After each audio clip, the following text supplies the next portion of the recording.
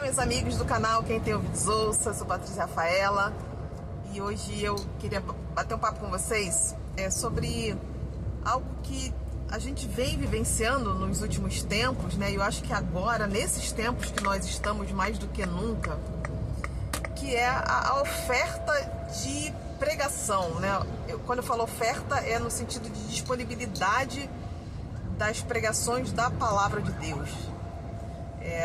Quando a gente está numa terra que é uma terra fértil, uma terra abundante, onde você tem ali tudo muito farto e disponível, você não tem a escassez, você não sabe o que é a falta, às vezes você nem valoriza aquilo que você tem, né? Então, você tem tudo muito, de uma forma muito disponível, né? Acessível. E assim também é a palavra de Deus, né? Nós vivemos num país que ainda, né, temos direito à democracia, ainda podemos falar livremente da palavra de Deus, então nós estamos aqui num canal, uma plataforma, né, digital, falando da palavra, não somos censurados por isso, podemos falar livremente da nossa fé, falar do nome de Jesus, podemos orar, podemos fazer o apelo, né, para que as pessoas conheçam a Cristo e fazemos o convite, né? Isso de uma forma muito natural. Mas existem lugares, existem circunstâncias, e eu acredito, né, pelo que a gente vê na Palavra de Deus, os relatos bíblicos, vai existir um momento em que isso não vai estar mais tão disponível, né? Essa realidade que nós temos no Brasil hoje não é a realidade de muitos países, né?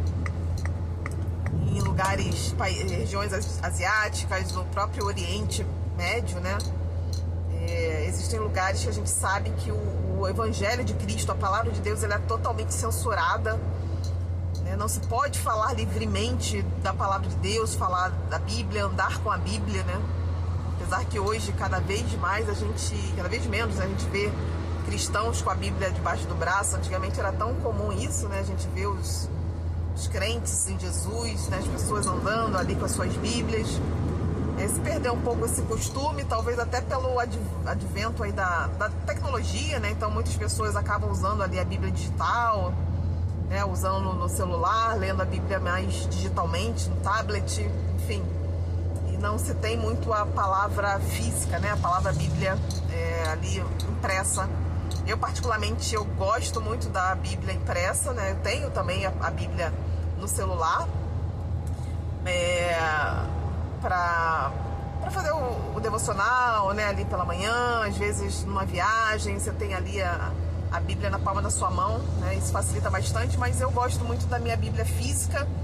Faço os meus estudos pela Bíblia física, gosto muito de anotar, gosto muito de escrever. Então, a minha Bíblia é bastante... tem muitas anotações, né?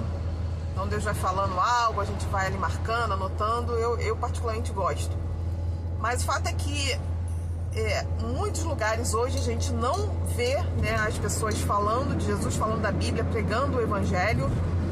Os missionários, né, e aqueles que estão dispostos por essa causa, né, para poder pregar o Evangelho, para poder falar de Jesus, eles vão com essa missão, né, sabendo que é um risco até para suas próprias vidas, né?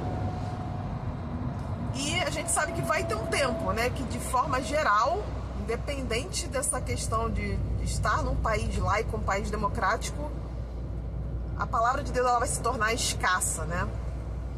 E tem muita gente com sede, tem muita gente necessitado da palavra, necessitado de ouvir o Evangelho, necessitado de ouvir uma palavra ali de conforto, de esperança, né? Porque o Evangelho, ele é isso, né? Ele nos confronta, né? Ao mesmo tempo que ele nos confronta, porque o Evangelho verdadeiro, né? O Evangelho de Jesus é aquele que nos leva ao arrependimento, né? Dos nossos pecados, a reconhecer que nós precisamos da graça infinita de Jesus, né?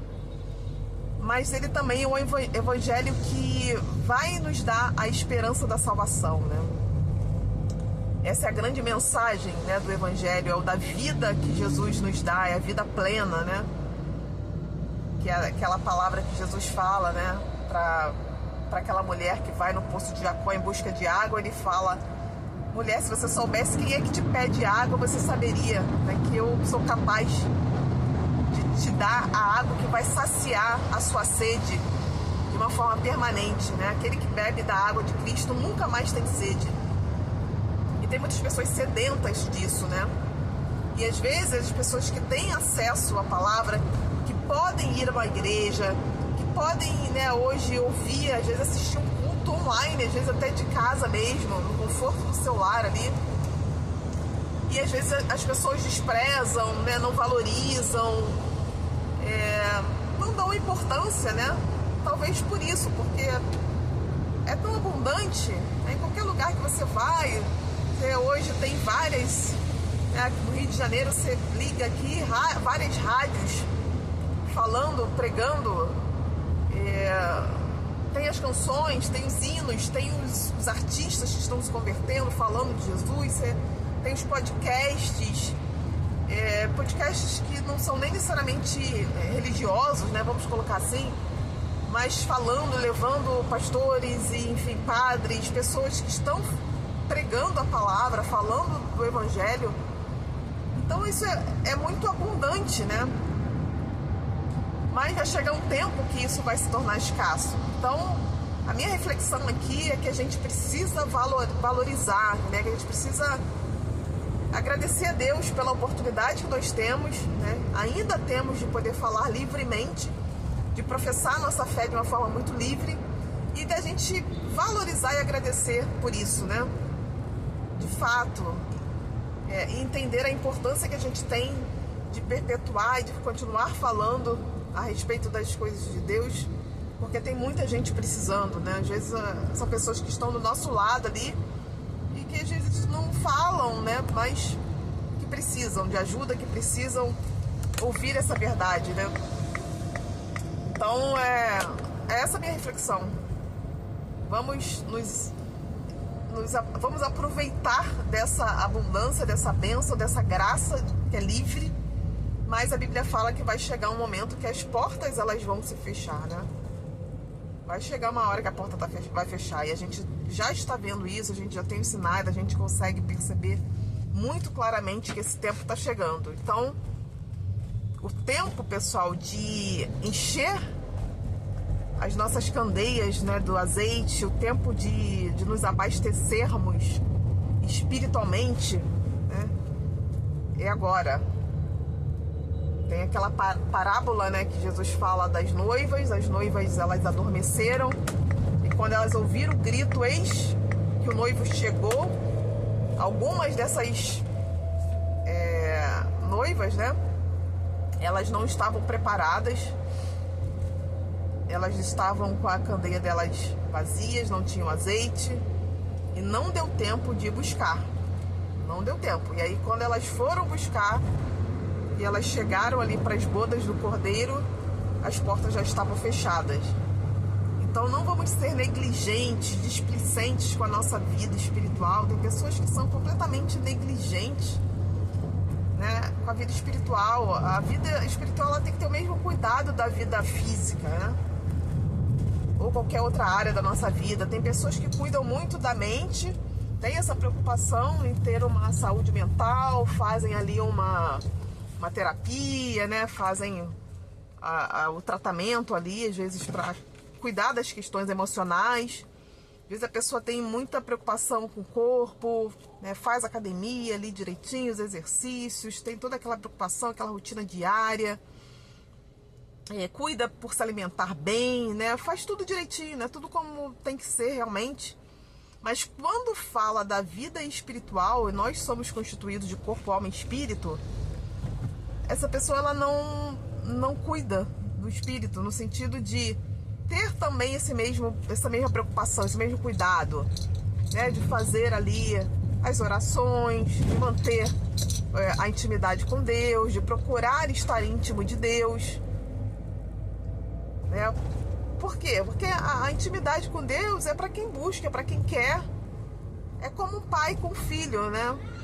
Se o filho não tem interesse em estar próximo do pai, em ter comunhão com o pai, né, ter intimidade, isso vai se perdendo. Isso em qualquer relação, na verdade, né? Entre marido e mulher, entre amigos. Se tem ali alguém que acaba se afastando, não tem um interesse no outro, né, um interesse genuíno, vai acontecendo ali um esfriamento, um afastamento. Você já não vai ter mais ali assuntos comuns com aquela pessoa. Você já não começa a sentir mais falta de ter aquela pessoa por perto, né? E vão acontecendo ali coisas que vão te afastando, e assim também é com Deus, né? Então a gente precisa ter essa manutenção, esse cuidado com a nossa vida espiritual. Não vamos negligenciar, né? Então procure fazer aí, né, sua leitura, a palavra, os jejuns, orações. Não é viver de uma vida religiosa, né? Fazendo tudo ali que mandam, como Jesus falava, né, dos fariseus, porque eles queriam cumprir tudo ali ao pé da letra, né? Eles eram muito zelosos, né, com cuidado ali, né, de cumprir toda a lei, mas eles não tinham um coração sincero, não tinham um coração sincero, né? E Deus acaba olhando para nossa sinceridade, nosso coração. Ele sabe cada um de nós, o que tem dentro de nós, as nossas intenções, né? Mas é isso, né? Então, se preocupem, não negligenciem, não achem que nós estamos no tempo da graça, e porque nós estamos no tempo da graça, não precisamos fazer nada, né? Tudo vem a nós. Não, a gente precisa também buscar e valorizar o que temos, o que Deus tem nos dado. Então essa é a minha mensagem para vocês. Talvez essa mensagem tenha ficado um pouco mais longa, né? As pessoas cada vez mais querem mensagens rápidas e objetivas. Mas se você ficou até o final, é porque era para você. Então compartilhe essa mensagem também com alguém que você acha que precisa dessa palavra, né? Que pode abençoar alguém, pode ajudar alguém. E Deus abençoe a todos. Forte abraço. Tchau, tchau.